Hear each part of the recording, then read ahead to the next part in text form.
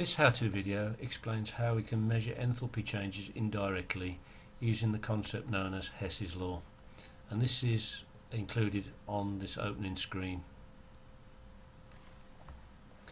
In A-level chemistry, Hess's Law is considered in two ways, one using enthalpy changes of combustion and the other using enthalpy changes of formation. And on the screen I've put the first concept, which is using enthalpy changes of combustion, and a generic flow diagram of a chemical reaction. This diagram consists of reactants and products, but it also consists of combustion products. What we get if we either combust the reactants or we combust the products. And I think it's fairly self-evident that if the reactants are combusted, they're going to produce combustion products, and those combustion products are going to be the same as if we have the products combusted, because products are made out of reactants. We have the same number of elements reacting together, combining to make products. So the combustion products are the same. Now, the Hess law says that if we go from reactants to products to combustion products, in other words route A, those energy changes, energy change A and energy change C, must be the same as if we go directly from reactants to combustion products, in other words route 2, or energy change B. The best way of looking at this is to actually consider an example.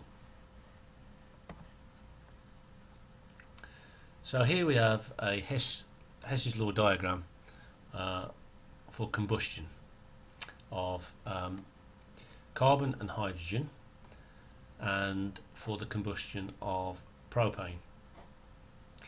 Now you'll see that in this type of question, what we're really looking for is we're looking to work out what the energy change A is. In other words, the energy change when we take 3 moles of carbon, combining it with 4 moles of hydrogen molecules to make 1 mole of propane. And in this type of question we get information given to us. In this case we've got the standard enthalpy of combustion of propane, which is minus 2,219 kilojoules per mole, and we've also got the standard enthalpies of combustion of carbon and of hydrogen, and here they are represented. We have 3 moles of carbon, so we have 3 times the standard enthalpy of combustion of carbon, and we have 4 moles of hydrogen molecules, so this is 4 times the standard enthalpy of combustion of hydrogen. So quite simply, this enthalpy change, the sum of these enthalpy changes added together, must equal this enthalpy change and this enthalpy change added together. Route 1 must equal route 2. So down here what I've done is I've put that into a sort of mathematical format. So route 1, you can see given above, A plus minus 2,219, and route 2, which is 3 times minus 394 plus 4 times minus 286. So what we're saying is route 2 is the same as route 1. Therefore we've got one unknown, which is A. Therefore if we make A the subject of the expression, we can solve the equation for A, and it's purely mathematical. And we need to be careful here when we start in multiplying minus numbers and we start taking away minus numbers.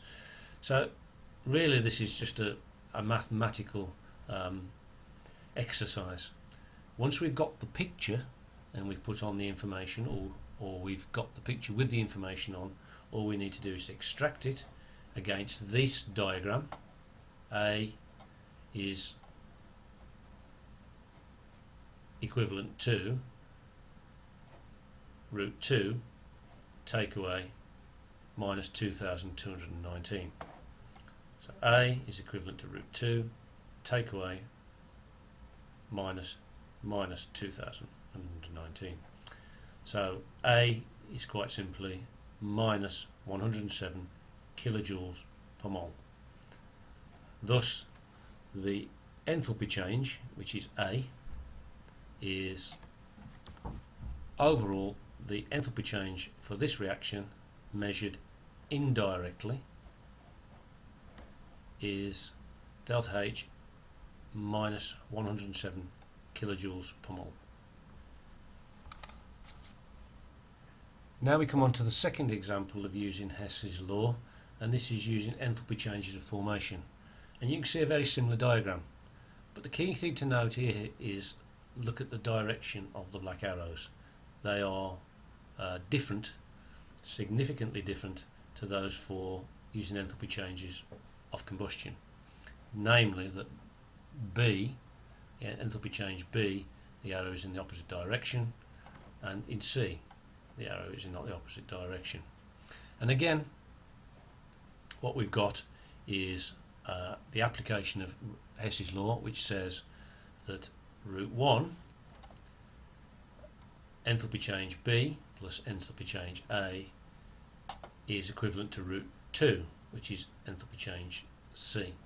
And this is about, again, we have reactants and we have products, but in this case, instead of combusting the reactants to make combustion products and combusting the products to make combustion products, we have elements reacting to form reactants, or elements reacting to form products.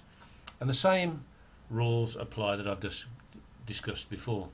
Clearly the elements in the reaction, or the reactants, are the same as the elements in the products.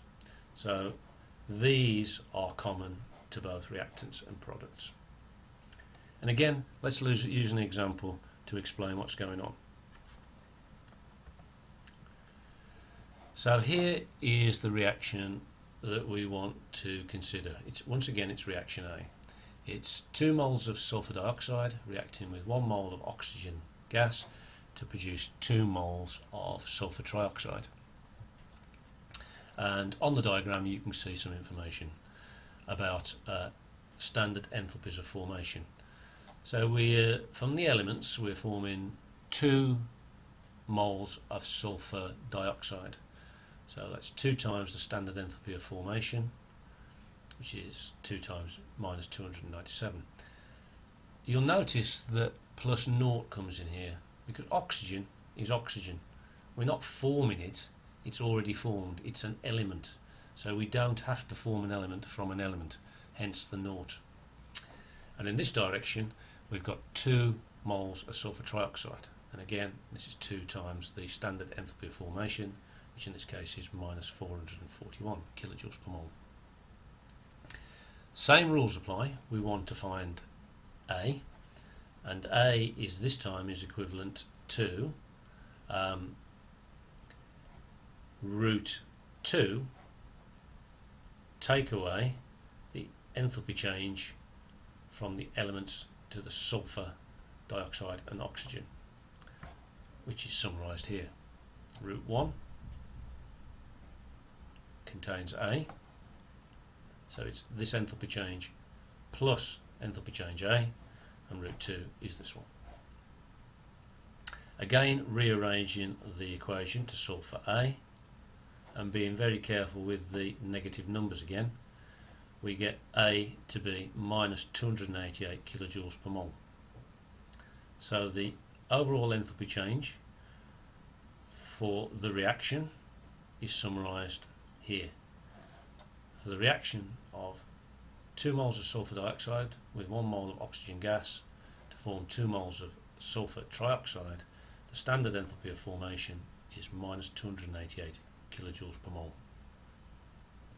Now it's worth looking at these 2 examples again and going through them very, very carefully.